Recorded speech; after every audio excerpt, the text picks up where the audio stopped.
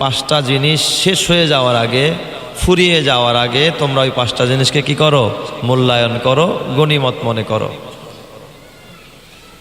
কেউ যদি 5টা জিনিসকে মূল্যায়ন করতে পারে, গনিমত মনে করতে পারে, ফুরিয়ে যাওয়ার আগে এর কদর করতে পারে, আল্লাহ তাআলার কাছে সে দামি হয়ে যাবে। আর একটু জোরে বলেন সুবহানাল্লাহ। তো এই 5টা জিনিসের কদর আমরা করব তো ইনশাআল্লাহ। 1 নাম্বার, নবীজি বলেছেন ইগতানিম খামসান ক্বাবলা খামসিন, 5 জিনিস আসার আগে তোমরা 5 জিনিসকে মূল্যায়ন করো। 5 জিনিস আসার আগে 5 জিনিসকে কি করো? মূল্যায়ন করো। 1 নাম্বার, শাবাবাকা ক্বাবলা হারামিক, তোমার যৌবনকে তুমি মূল্যায়ন করো বার্ধক্য আসার আগে, বুড়া হওয়ার আগে যৌবন কালটাকে তুমি মূল্যায়ন করো, গনিমত মনে করো, কদর করো, এর মূল্য দাও। এর অর্থ কি? যৌবনকে কদর করা, যৌবনকে মূল্যায়ন করার অর্থটা কি? যৌবন কালটাকে কদর করার অর্থটা কি? এর অর্থ হলো তোমার এই যৌবনটা যেন গুনাহের কাজে ব্যয় না হয়। যৌবনকে কদর করার অর্থ কি? যৌবনকে গুনার কাজে ব্যয় না করা। অন্যায়ের পথে মালিকের অবাধ্য হয়ে মালিক যেই কাজগুলো করতে নিষেধ করেছেন, এই অন্যায় পথে যেন আপনার আমার এই যৌবনটা ব্যয় না হয়। কারণ যৌবন কিন্তু আপনার দেওয়া না, আপনার পাওয়া না, আপনার বানানো না। আপনাকে যে একটা যৌবন কাল যে আল্লাহ তাআলা দিয়েছেন, এই যৌবনের মালিককে সবাই বলে না, যৌবনের মালিককে আল্লাহ তাআলা।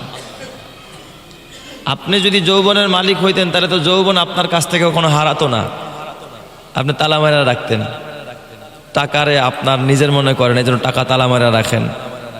স্বর্ণ অলংকার মনে করেন এটা আমার, তালা মেরা রাখেন, লকারে দিয়া রাখেন। এরপরে সিন্দুকের মধ্যে আটকায় রাখেন, যেটাকে কেউ হারাইতে চায় না, দিতে চায় না, চোরে নিয়ে যাবে এটাও সে চায় না।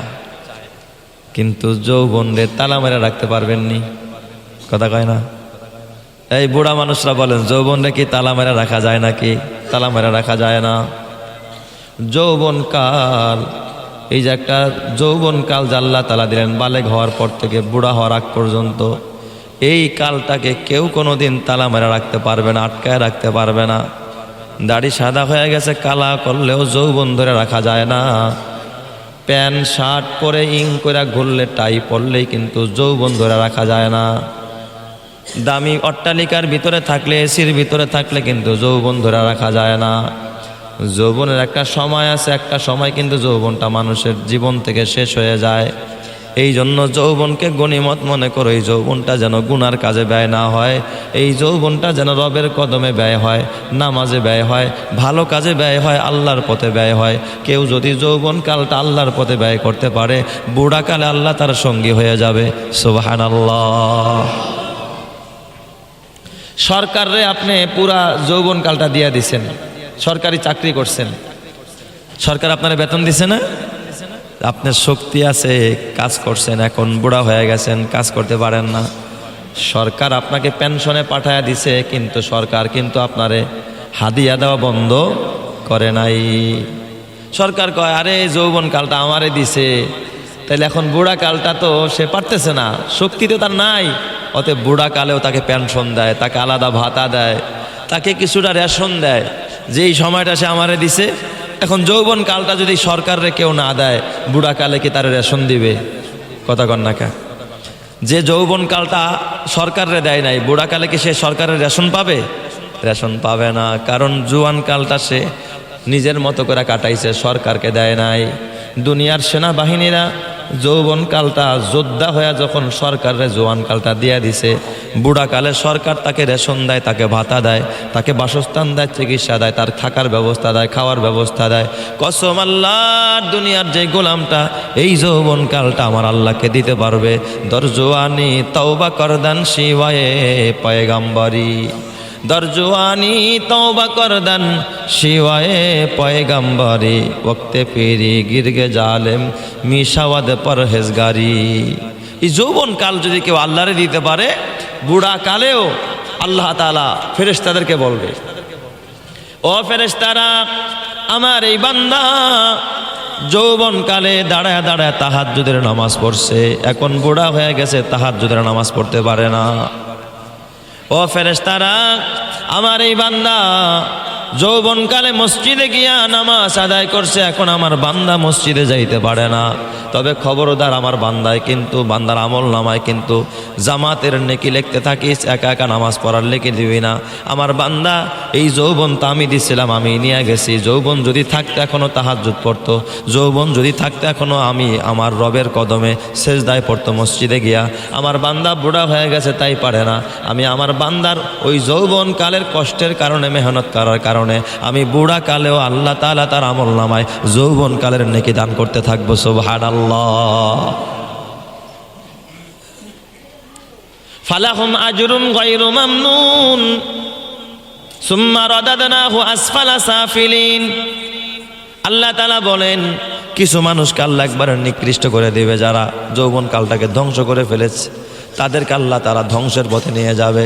কিন্তু যারা ঈমানদার, যারা ভালো মানুষ, যৌবন কালটা আল্লাহর পথে ব্যয় করেছে, আল্লাহ তাআলা বলে ফালাহুম আজরুন গায়রু মামনুন, তাদের প্রতিদান কমবে না। যৌবন কালেও যেমন প্রতিদান পাইতো, বুড়া কালেও তেমন পাবে, কারণ যৌবনটা তো তারা কাজে লাগাইছে, যৌবন কালটা তারা কাজে লাগাইছে। এই জন্য আল্লাহর নবী কয়, ইগতানিম খামসান ক্বাবলা খামসিন শাবাবাকা ক্বাবলা হারামিক, বুড়া হওয়ার আগে যৌবন কালটারে কাজে লাগাও। এই জন্য আমরা যৌবন কাল কাজে লাগাবো তো ইনশাআল্লাহ। আল্লাহ কবুল করো, জোরে কান আমিন। 2 নাম্বার, ওয়াসিহাতাকা ক্বাবলা সুকুমিক, সুস্থতাকে কাজে লাগাও অসুস্থ হয়ে যাওয়ার আগে। অসুস্থ হয়ে গেলে অনেক কাজ ভালো লাগে না, ভালো জিনিস ভালো লাগে না, ভালো খাবারটাও দেখবেন মুখের মধ্যে দিলে তিতা লাগে। অসুস্থ হয়ে গেলে জ্বর, ভালো ভালো খাবার দিছে, কয় ভাল লাগে না, তিতা লাগে, পছন্দ হয় না, খায় না। তার মানে তুমি অসুস্থ হওয়ার আগে সুস্থতাকে কাজে লাগাও। কেমনে কাজে লাগাইবেন? খালি খাইবেন আর খাইবেন না? না, খায়া কাজে লাগাইতে আল্লাহ বলে নাই। তার মানে এখন সুস্থ আছো, এখন ইবাদত করতে পারো, ইবাদত করো। এখন সুস্থ আছো, এখন তুমি আল্লাহর রাস্তায় বের হইতে পারো, বের হয়ে যাও। এখন সুস্থ আছো, তুমি এখন জিকির করতে পারো, জিকির করো।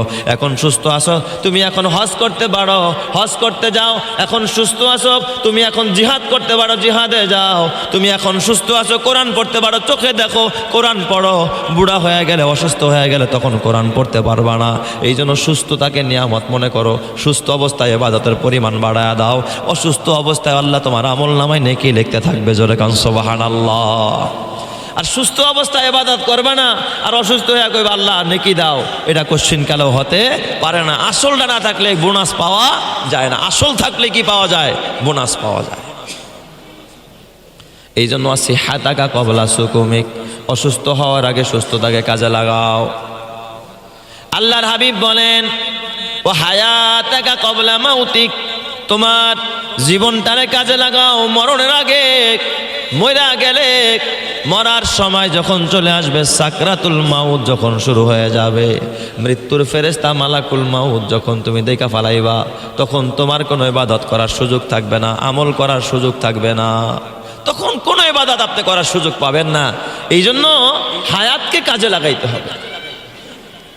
এই জন্য রাসূলুল্লাহ সাল্লাল্লাহু আলাইহি ওয়াসাল্লাম আরেক হাদিসে বলেন, লা তাজালু কদাম ইবনি আদম হাত্তা ইউসআলা আন খামসিন, কয় বনি আদম কিয়ামতের ময়দানে 5টা প্রশ্নের জবাব না দিয়া সামনে বাড়তে পারবে না।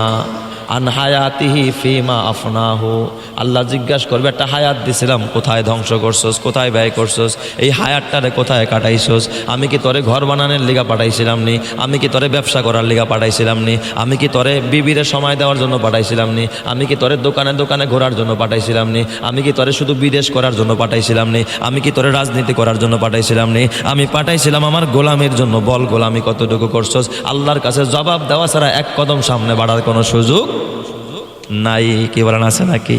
এক কদম সামনে বাড়তে পারবেন না।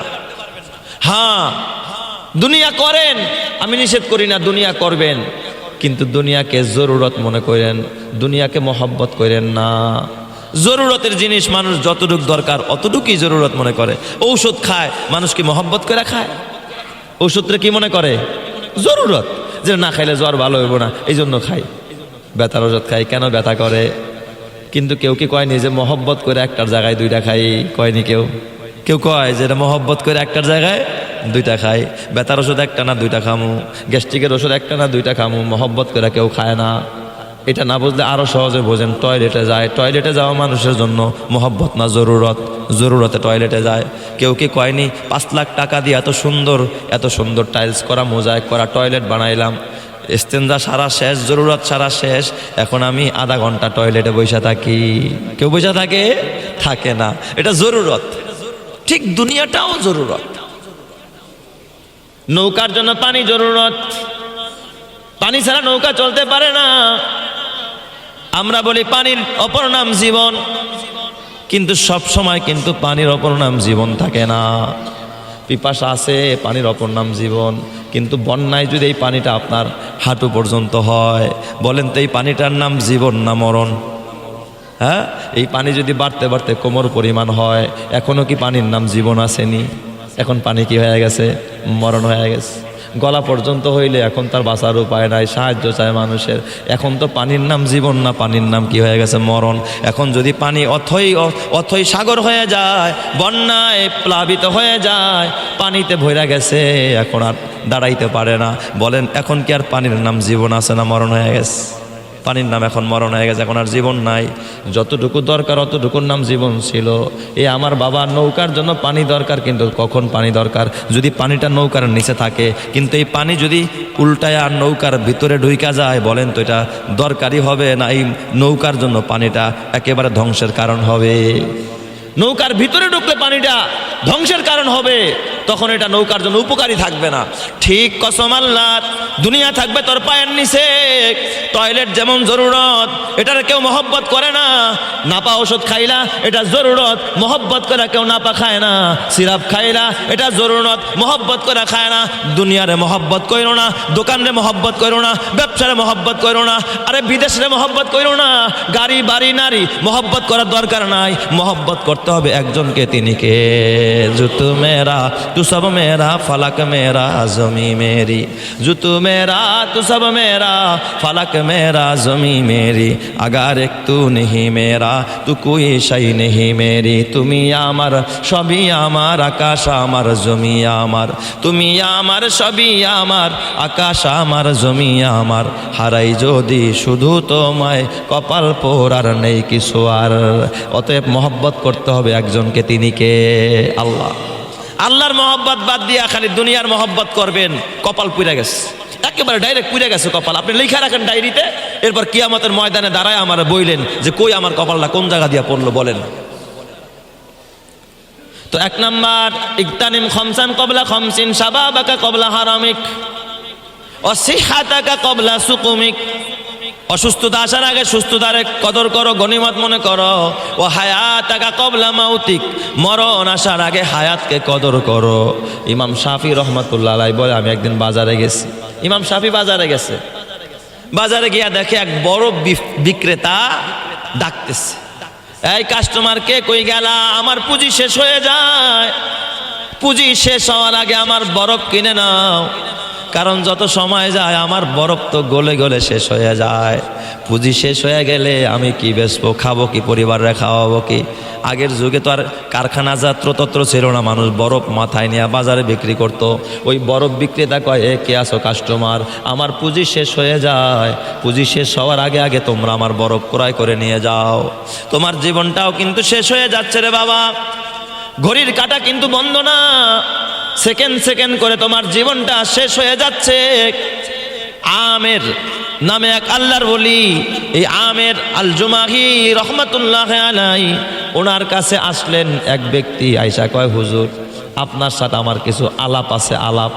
আলাপ করে না বন্ধু বান্ধবরা মিল্লা, সাময়িক যারা থাকে একসাথে বসতে গল্প গুজব করে, কয় হুজুর একটু কথা আছে, কয় কি কথা বলো, এটা কি কোনো জরুরি কথা নেই, কয় না জরুরি কথা না, এমনি আপনার সাথে একটু আলাপ করব। কয় তোমার সাথে আমি আলাপ করতে পারি, আমার এই সময়টা আমি তোমারে দিতে পারি যদি সূর্যরে তুমি থামায় রাখতে পারো।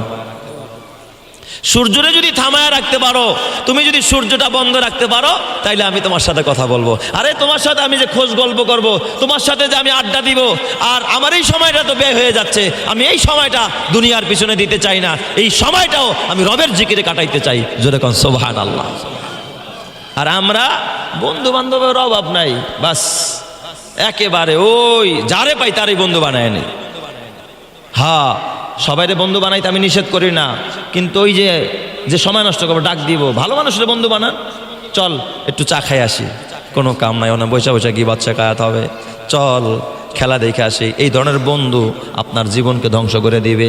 বন্ধু বানাইবেন তারা যে আপনারা নামাজে ডাকে, আয় নামাজে যাই। বন্ধু বানাইবেন তারা যে আপনারা কেউ দোস্ত আমার দাড়ি আছে, তোর দাড়ি নাই, দাড়ি রাখ। বন্ধু বানাইবেন তারা যে বলবো দোস্ত হারাম খাইস না, হালাল খা। বন্ধু বানাইবেন তারা যে বলবো চল দোস্ত উমরা করতে যাই, আল্লাহর ঘরে যাই। এদেরকে বন্ধু বানাইবেন, জীবন উন্নত হবে। আর দুনিয়াদারকে বন্ধু বানাইবেন, জীবন ধ্বংস হবে। কথা ঠিক কিনা? এত বন্ধু দরকার না তো। বেশি বন্ধু যার, সে দেখবেন ইবাদত করার সময় পায় না, গল্প গুজবে করতে করতেই, এই ঘুরতে ঘুরতে এখানে সময় ওখানে সময়। যার যত বন্ধু বেশি, দেখবেন এর জীবনে অধপতন তত বেশি। আখেরাতমুখী অধপতন, দুনিয়ামুখী বললাম না আমি, আখেরাতের কথাটা বললাম। তার আখেরাত ততটা ক্ষতিগ্রস্ত হয়ে যাবে। আপনারা চল যাই, এক জায়গায় যাই, চল। আমার ছাত্র জীবনে কোনো বন্ধু ছিল না। হ্যাঁ, সব সাথী ভাইরা আমার মহব্বত করতো, আমিও তাদেরকে ভালোবাসতাম। আমার বন্ধু ছিল না, আমার এখনো আমার কোনো ঘনিষ্ঠ কোনো বন্ধু নাই। বেশি বন্ধু থাকলে ডাকে, এই চল তো দোস্ত যাই অমুক জায়গায়। আপনি পড়তেছিলেন, আপনার ডিস্টার্ব হয়ে গেল, আর না গেলে তো বন্ধুত্ব থাকে না। না গেলে বন্ধুত্ব থাকে। আপনি একজনের লোক বন্ধুত্ব করেন, বন্ধু দোস্ত চল আজকে একটু 10 নম্বরে একটা জায়গায় যাবো। আর যদি না যান, দোস্ত তুই কি এর দোস্ত হলি, তুই তো আমার লগে গেলি না, দিল তো আপনার ধ্বংসের পথে ঠেলে দেয়া। এই জন্য অত বন্ধুত্ব করতে যায়েন না। সবার সাথে মহব্বত করবেন, ভালোবাসা করবেন, কিন্তু বন্ধুত্ব করতে যায়েন না। আল্লাহ বুঝার তৌফিক দেখ, জোরে কারণ আমিন। এই জন্য নবীজি কি বলছে জানেন? লাউ কুনতু মুত্তাখিজান খলিলা, যদি আমি কাউরে বন্ধু বানাইতাম, লাত্তাখাযতু আবা বকরিন খলিলা। আবু বকর, আমি কিন্তু কাউরে বন্ধু বানাই নাই। যদি কাউরে বন্ধু বানাইতাম, বন্ধু তো একজনই বানাইছি, তিনি কে? আল্লাহ, তিনি তো হাবিবুল্লাহ, আল্লাহর বন্ধু। আমি যদি কাউরে বন্ধু বানাইতাম, এই মহব্বত যদি অন্তরের মধ্যে কাউরে জায়গা দিতাম, লাত্তাখাযতু আবা বকরিন খলিলা, তাহলে আবু বকরের আমি খলিল বানায় নিতাম। তার মানে আবু বকরের মানুষ যে হিজরতের সাথী, গুহার সাথী, কবরের সাথী, এই মানুষটারে পর্যন্ত আল্লাহর রাসূল বন্ধু বানায় নাই। বানাইলে তোমারে বানাইতাম আবু বকর, তার মানে কি বুঝলেন?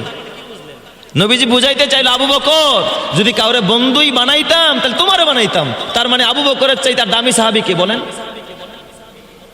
আবু বকর এই নবী বন্ধু বানায় না, কারণ বন্ধুরে সময় দেওয়া লাগে। অথচ নবীজি হুব্বিবা ইলাইয়াল খলা, নবী নির্জনে কাটাইতেন, রবরে সময় দিতেন, মুরাকাবায় সময় দিতেন, জিকিরে সময় দিতেন, ফিকিরে সময় দিতেন, তেলাওয়াতে সময় দিতেন। আর বন্ধু পাশে এসে বসতে দেখবেন আপনার ইবাদত হবে না, বন্ধুর লগে আড্ডা হবে, বন্ধু শোনাইব ওইটা করছে ওইটা করছে। এই জন্য যারে তারে বন্ধু বানানো যাবে নাকি? যাবে না। এ আমার বাবা, হাতে পায়ে ধরে বলি, ও হায়াতাকা কবলা মাউতিক, এই হায়াতটারে কাজে লাগান।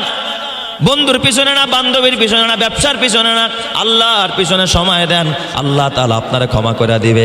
এরপর আল্লাহ তাআলা আল্লাহ রাসূল বলেন, ওয়া ফারআগাকা কবলা শুগুলিক, ব্যস্ততা আসার আগে অবসর সময় কাজে লাগাও। ব্যস্ত হয়ে গেলে তখন আর ইবাদতের সময় পাইবা না, একবার সুবহানাল্লাহ বলার সুযোগ তুমি পাইবা না। এখন অবসর কাম নাই, বসে বসে চার দোকানে বসে গল্প করে। কিসের গল্প রে বেটা? চা তো ঘরে বসে খাইলেও হয়। তসবিহ হাতে নিয়ে সুবহানাল্লাহর জিকির করো, আলহামদুলিল্লাহর জিকির করো। একবার আলহামদুলিল্লাহ বললে কি পরিমাণ ফায়দা হবে। আলহামদুলিল্লাহি তামলাউল মিজান, কেউ যদি একবার আলহামদুলিল্লাহ বলে, আল্লাহ পুরা মিজানের পাল্লাটা নেকি দিয়া ভরপুর করে দিবে। সুবহানাল্লাহ, নেকি দিয়া ভরপুর করে দিবে। তাহলে কেন গীবত শেখাতের মধ্যে আমি যাব বলেন? সর্বশেষ এরপর আল্লাহর রাসূল বলেন, ওয়াগিনা আকা কবলা ফাকরিক, গরিব হওয়ার আগে ধনাঢ্যতাকে কাজে লাগাও। মাল থাকতে মালের কদর করো, বুড়া হয়ে গেলে আরে গরিব হয়ে গেলে তখন আর মালের কদর করতে পারবা না। তার মানে এই মাল দিয়া তুমি আকাম কুকাম করো না, খালি টেলিভিশন কিনো না, খালি তুমি গুনার পথে মোবাইলের পথে টাকা নষ্ট করো না, কিছু কিছু আল্লাহর রাস্তায় দিও। এখন তোমার বাচ্চারা ছোট ছোট, এখন তুমি দান করলে তোমার ছেলে কিছু কইব না।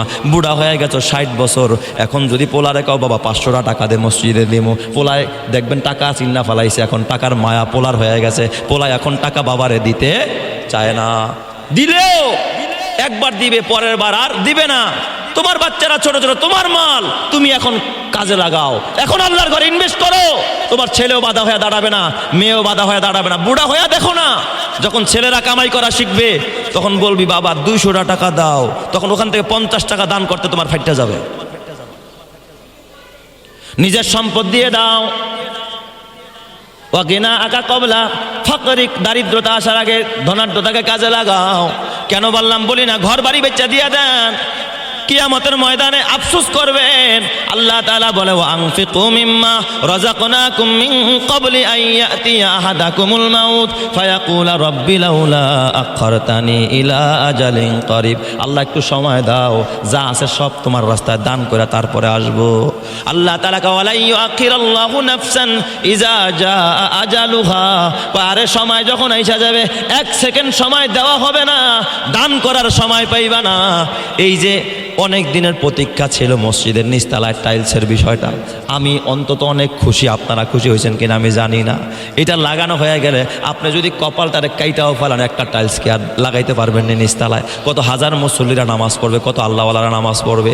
আপনারা অনেকে ওয়াদাও করেছেন, আজকে একটু ওয়াদা চাই, যদি কোনো আল্লাহর বান্দা পারেন যে হুজুর এই টাইলসের জন্য, একটা টাইলসের পিছনে আমরা মাথা পিছু একটা টাইলসের জন্য 2500 টাকার মতো খরচ, যদি কোনো আল্লাহর বান্দা পারেন যে হুজুর ইনশাল্লাহ আমিও কিছু টাইলস দিব, আমিও একটা করে টাইলস দিব। নতুন করে যদি কেউ পারেন যে একটা করে টাইলস দেখাবেন, বেশি চাইলাম না, মাত্র একটা টাইলস। যারা লেখার নাই নতুন করে যে হুজুর আমি একটা টাইলসের টাকা 2500 টাকা, মাত্র 2500 টাকা। নগদ থাকলে নগদ দিবেন, বাকি হইলে লেখাইবেন এই কয়েক মিনিটের ভিতরে। সর্বপ্রথম কার নামটা লিখবো যে হুজুর আমি